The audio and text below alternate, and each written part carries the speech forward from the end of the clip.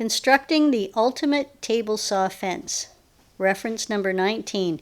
Stay in the workshop, build a Jimmy Jig, be calm and stay safe when using power tools, in particular the table saw. Here's how, at www.jimmyjig.ca. Using different available material to build your Jimmy Jig. The basic model uses pre-finished 1/2 inch or 12 millimeter birch plywood, or unfinished, and seal the surface of any other pre-finished material at 1/2 inch thick or 12 millimeters. The telescoped rails uses the same birch plywood doubled up and glued to form L's that slide on the table saw edges. The fence can be from the same birch plywood built in the shape of a box 3 inches by 3 inches on the top router in a T-track to attach the safety devices. The fence is fixed on end of the support platform.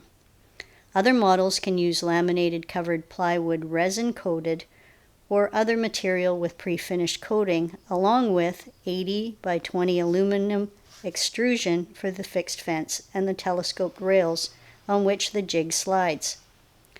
Different variations of the clamp is tightened against the telescoped rail on the jig underside, then on the rail that is attached to the side of the saw, giving a clamping length of over 3 feet.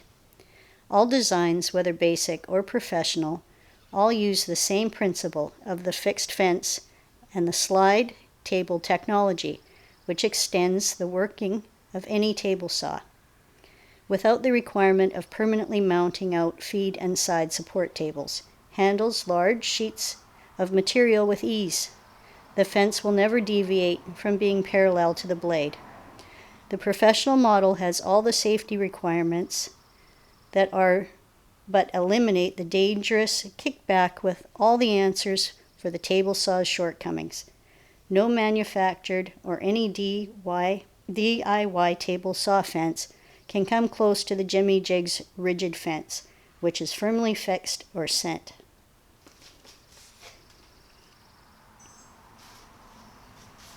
That's should do it. Does not happen. We'll remove the plexiglass on this side, put the straight edge against the splitter and the gauge of a high blade.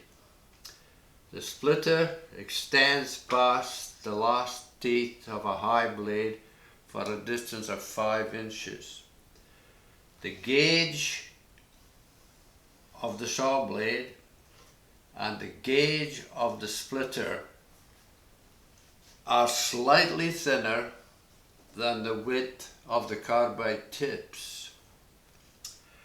So any upward force in the back is caused by the fraction of the carbide tips that extend past the thickness of the splitter. That is all the force that lifts at the back, which is very minimal. At the front, there is still downward force forcing the material down onto the worktop. So with the straight line of the splitter and the straight on the insets, we have 0 clearance slots. If these slots get a little bit wide, then it's an easy thing to replace the inset and make new slots. On the guards, there is a 0 clearance slot too, and if that gets too wide, we just make a new guard system. It's quite easily done. Also, the insets sit inside the aperture and make the top a coplanar surface, which makes it all flat. All the safety devices are up front and they're more than adequate. If there is anything on natural wood that bangs and comes together after you do the slot for the cut, then we always go and press the air switch on and off very quick.